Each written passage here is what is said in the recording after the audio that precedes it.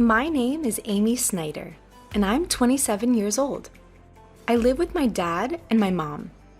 We've always lived together as a family of three. Ever since I was little, I've always looked up to my dad.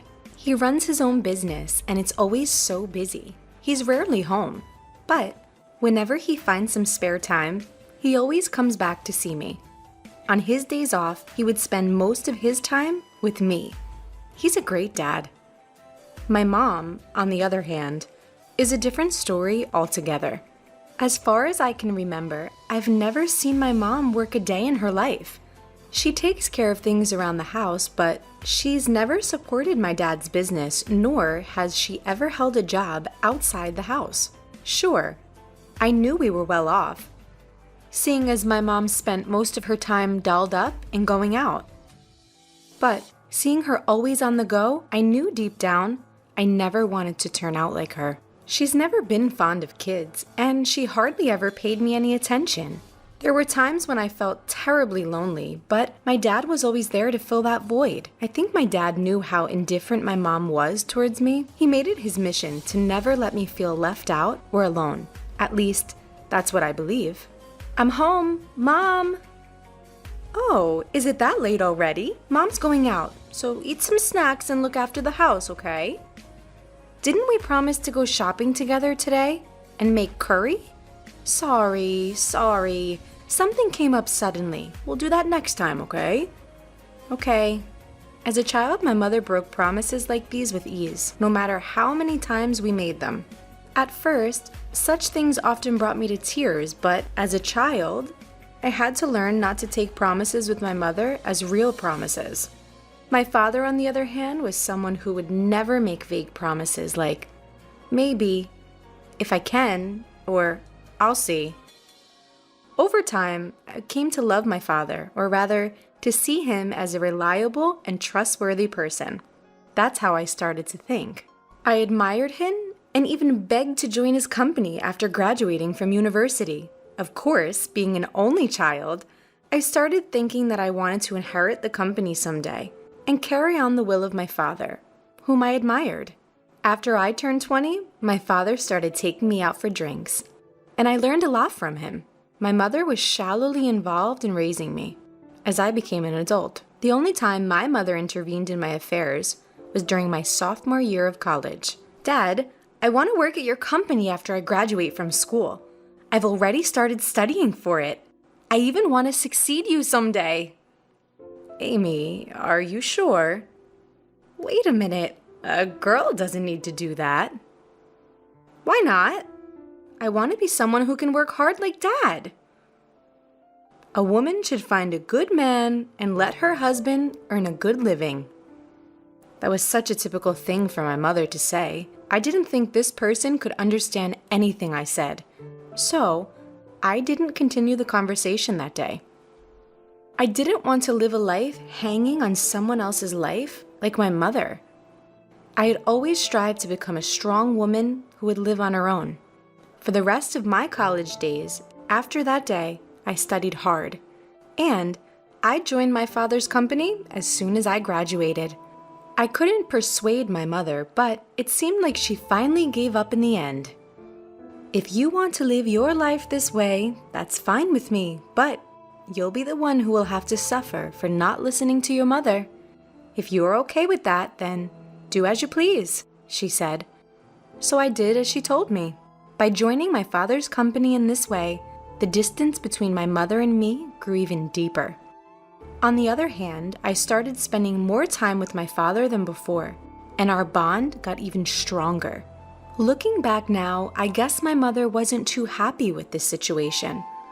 When I joined my father's company, he put in a lot of effort to train me seriously. But there was a reason for that. My father was sick. It took him about half a year to introduce me to a lot of people and teach me about the job. And then, my father collapsed at our workplace. He was immediately taken to the hospital by ambulance. And for the next 5 years, he lived a life fighting his disease. Amy, how's the company doing? Is it running smoothly without your dad? It's really hard right now, but everyone is supporting me. I'm sure it will be fine because Dad trusted me with everything I need. Well, as long as that's the case, if you, a woman, take over as the second generation and cause the company to go bankrupt, it would be a real shame, so be prepared for that. Mom, you really don't have any interest or love for the company. You're only concerned about others' judgment. It's sad to hear you say that. When my father first collapsed, I often argued with my mom like this. My father would come to the company on his good days while going in and out of the hospital, gradually weakening over 5 years, and for the last year, he was almost bedridden. During the time when my father was still able to move, the last time he visited the company, he said this: "This company and its employees are very precious treasures to me, but I have to let go of my treasure. Dad, over the past few years, I've watched you work, Amy, and I think I can trust you with it. Can I ask you, please, protect this place. Protect everyone here, for me. I don't know if I can be like you, Dad, but I'll keep trying to get closer to you, who I've always admired, so you can rest easy." From that day on, the title of representative was passed on to me. I had been so busy that I barely had time to go home. Since my father was mostly in the hospital, I made time to go see him frequently. My mother did the bare minimum, like bringing him changes of clothes, but as far as I could see, she even seemed to find that bothersome. What does my mother think of my father? Does she not have any feelings or gratitude for him? Or any feelings of pity for a sick person? I couldn't help but feel sorry for my father. I recalled how hard he had worked for me when I was young. A child unable to feel my mother's love. No matter how exhausted I was, I made it a point to visit him as much as possible. This routine lasted for about a year until he passed away peacefully in his sleep. I was so swamped with various tasks that I barely had time to grieve. My mother, who knew nothing, insisted that I handle everything, from the funeral arrangements to the hospital paperwork. Realistically, I didn't expect my mother, who had never done anything but stay home and play, to handle all of these procedures. So, I silently took care of everything. "Amy, the funeral's over. You've settled down now, haven't you?" My mother broached the subject the day after the funeral. "Please, leave this house. I've just inherited 200 million yen, so I have no use for you anymore." "Thank you. I was waiting for you to say that." I had concluded that talking to her any further was pointless. Did she think it was okay to just have money and live a life of leisure? I had nothing but questions, but I decided to leave. The next day, I called the service and sold all my belongings related to me. My mother was utterly surprised at how quickly I had organized my departure. However, I had kept a secret from her. I didn't know why she claimed to have inherited 200 million yen, but my father had entrusted all the money matters to me, and I was the rightful inheritor. There wasn't a single penny left for my mother. My father had firmly requested this when he was still healthy. "Your mother doesn't understand anything about money management or spending. I want you to give her household expenses on a monthly basis. If she gets a large sum, she'll likely go bankrupt immediately. But I don't think she'll listen to me. If she complains, tell her you won't give her a single penny." "No way." "Just kidding. But if you have trouble dealing with her, give her this." My father handed me an SD card. He said it contained a video letter from him to my mother. I never imagined that I would show her this, but judging from her recent attitude, I thought the day would come soon. My mother, alone in the spacious house after I left.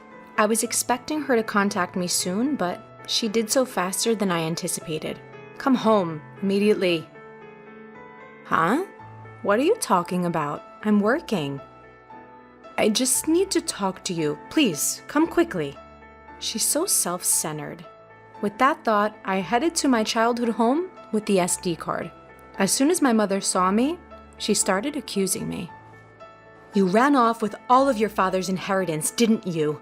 I knew something was off since you left right away. Hand over your father's inheritance to me, now." How greedy can you be? You can't even act right as a mother. Who do you think you're talking to? I quietly handed her the SD card. "What's this?" "Oh, I guess you don't even know how to watch this." Mocking her, I took out my laptop, inserted the SD card, and played the video. On the screen was my father, as healthy as he used to be. I wonder how my mother will react to this video letter. I left the room in silence. I had never seen my mother defy my father before. But how about now, after his death? Would my father's thoughts reach my mother? When I returned to the room, my mother, who had finished watching everything, was crying. I couldn't believe it. My mother was crying while watching a video of my deceased father. I was curious about the video my father left for my mother, but I didn't dare to watch it myself. So I had no idea why my mother was crying. "Mom, are you okay?" Yes, for now. I get it. I will follow your father's instructions and leave everything to you from now on. Please go home for today. Call me again when you've cooled down." I thought she probably didn't want me to see her in a vulnerable state, so I went home right away that day. How did my father silence my mother? I was full of questions. Almost a month went by without hearing from my mother. I started to worry and decided to visit my parents' house during my lunch break, but my mother wasn't home. That night, I went to see my mother again. The lights were on at the house, which relieved me. "I'm sorry for dropping in suddenly. I came by this afternoon, but you weren't home, so I got worried." "I'm sorry. I was out for my part-time job during the day." "What? A part-time job?" My mother, as far as I knew, was a person who would absolutely not work. Why did it come to this? "Didn't you watch that video?" "That was a video letter addressed to you, so I didn't watch it." "You can take it home. You should watch it too, Amy." "Can I watch it?" My mother handed over the SD card to me, saying, "Well then." I felt a bit frightened to learn what my father conveyed, observing my mother's unusual demeanor. I went back to the office and sat down at the desk my father used. Then, I played the video. "Honey, if you're watching this, it means you've not been able to communicate with Amy. First of all, thank you so much for helping me raise Amy until now. Without you, I don't think I could have managed the company while bringing up Amy." I felt something was off about the way my father was speaking. The next moment, my father said something shocking. "You've taken care of Amy, even though she's not your child, and I have nothing but gratitude for you, who stood by my side for so many years. But, as a result, you've given up on your dreams and have reached your age without earning your own living, for which I take responsibility because I've allowed you to live a life of luxury. I'm sure you'll be in trouble when I'm gone." "I'm not my mother's child?" I was so surprised that I blurted it out. But then, it made sense. Even though I didn't feel much love, she had been taking care of me by cooking for me every day and doing the bare minimum for a child who wasn't her own. Who is that person? "I didn't register our marriage because you told me you felt bad for your sister, so I ended up supporting your living and didn't do anything else. I'm sorry. But once I'm gone, I worry about the rest of your life. There's no one to support you, and I've taken your life away." I couldn't believe what my father, who spoke so fluently, was saying. It was all news to me. My father kept talking about what had happened in the past and what he hopes for our future. I spent the whole night processing all this and went back to my mother the next day. "Mom, I watched the video from Dad yesterday. You know it all now. I raised you because I was asked to. That's all. What happened to my biological mother? You are the child of my sister and your father. My sister died right after giving birth to you, and I told your distressed father that I would help raise Amy. I would become your mother. After hearing the story from my mother, I understood everything, even the parts I had imagined. My mother used to work in a diner, and my father used to go there to eat sometimes. My mother was lively and hardworking at that time, and her dream was to have her own diner. However, when she decided to become my mother, she gave up on that dream. After being reminded about her dream from my father, my mother decided to work for it again, and is now training as a part-timer to make that dream come true. I should have done this earlier. Working is fun and suits me. I had no idea. So, it's my fault you didn't work. I'm really sorry for not knowing anything. It's not your fault, Amy. I made the decision myself. But I'm not good with children, so I couldn't handle you well. And I'm the one who caused you trouble. I never thought the day would come when I could have a conversation with my mother like this. At this stage in my life, I finally feel like I've come to understand my mother a bit. We've had many conversations since then, and we decided to use the money left by my father to fund the opening of her shop. Once she started working, she became somewhat humble. She was hesitant when the topic of funds for the shop came up, which would have been unimaginable not too long ago. While maintaining my regular job, I also helped with the opening of her diner, which led to me seeing my mother frequently. I attribute this newly forged relationship to my father. Regarding living expenses, she insisted on managing with her own income, not wanting to accept help from my father's inheritance. Promise me that you'll tell me if you're struggling. After all, Dad trusted me to take care of you. I'll be fine living on my own. It doesn't cost that much, but in terms of my diner's expenses, I'll be relying on you. Of course. I'm looking forward to it too, so do your best. After many years, we finally became a real family, and now we are living harmoniously. She is not my birth mother, and it might have just been the right time for me to learn this. Your diner's finally gonna open tomorrow. Your dream is coming true. Seeing you work so hard at that company reminded me of my own dreams when I was younger. I believe that's why I've made it this far. It's all thanks to you and your father. Thank you so much. Mom, promise me to always be my mom. Amy. From now on, let's get along even better than before. After all, we only have each other. That's true. Upon my father's death, the truth was revealed. I accepted the reality and decided to live on, with just my mother and I. As I observed my mother's lifestyle, I thought about moving back to my hometown and living together with her again. I don't cook, so my mother is concerned of my poor diet and is supportive of me coming back. My father would probably be surprised that we're getting along so well. His house, company, and inheritance that he left behind.